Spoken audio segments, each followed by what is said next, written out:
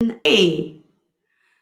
So today I want to tackle a phenomenon that is so commonly known that there are so many stereotypes around it. Not all of them are completely false, but definitely not all of which are true.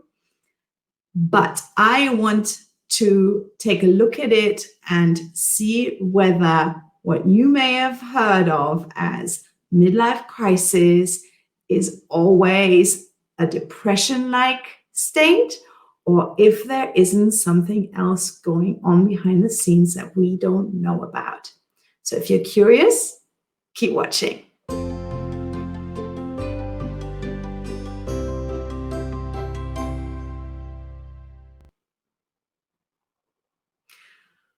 All right, guys. So what people generally think of when they hear the term midlife crisis is that it's mostly affecting men.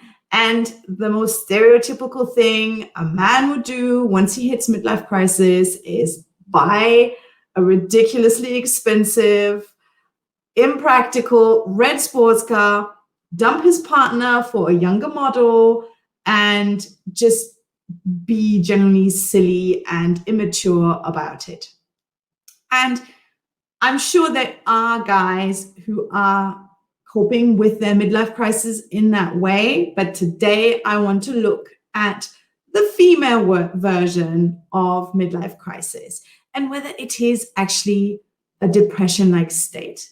Because the way this phase often shows up is with depression-like symptoms. We're feeling listless and hopeless and pessimistic about the future. We're questioning all of our decisions up to this point, and we're wondering whether this is it. But what I want you to consider is maybe to stop calling it midlife crisis and start thinking about it as achievement hangover. So what do I mean by achievement hangover? Well, it's the point when you've ticked off all of the items that you had on your list that you may have thought of as a young woman or as a younger woman, ladies, right? So, maybe you have the partner that you always dreamed of. You have a beautiful home. You have these wonderful children and or a great job. And still, you don't feel any sense of achievement. So you've ticked the box and you're waiting for the good feeling, but it's not coming. So what I want you to consider is that you're trying to fill a void that a need is creating in your personality with the entirely wrong stuff. So your thinking was that, okay, all I need to be happy is this dream partner. So you meet your dream guy, you get married, it's the fairy tale wedding and love story of the century, but it doesn't feel as good as you'd hoped it would. So you think, okay, so maybe it's just not finished yet. So maybe I need to still get this beautiful mansion. And you get it, or, the equivalent of it. Maybe it's a log cabin, maybe it's a small apartment, whatever it was. You get it, you wait for the fireworks to go off and the happiness to begin, and it's not happening.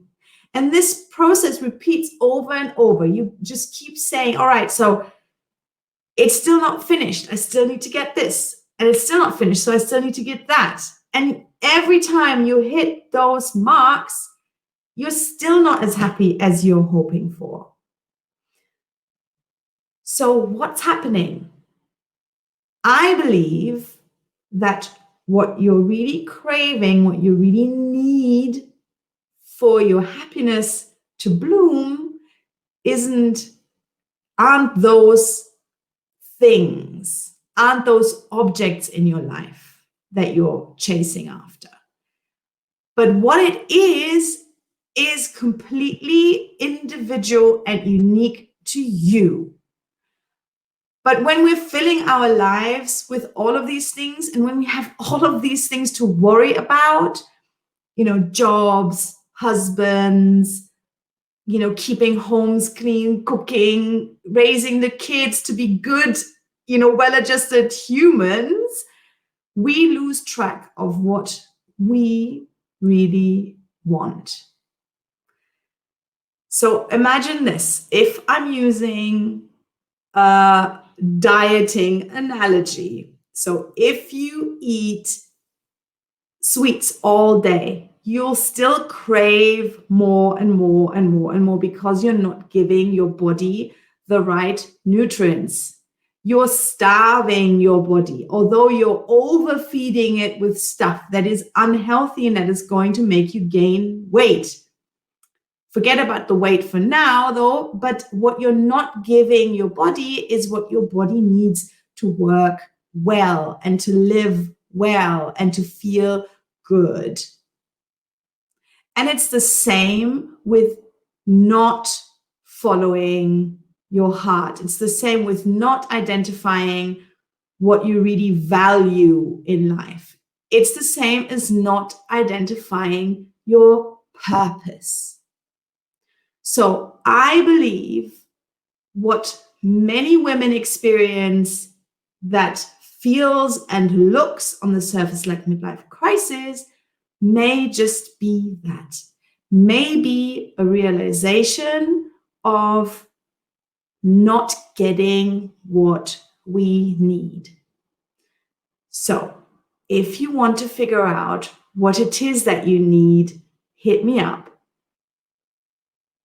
My name is Henrike Schmidt. I'm the whole brain coach, and I help women understand and use their brains and neurobiology to their advantage so they can unlock their full potential and blast through any of those imagined limits on their success and happiness levels.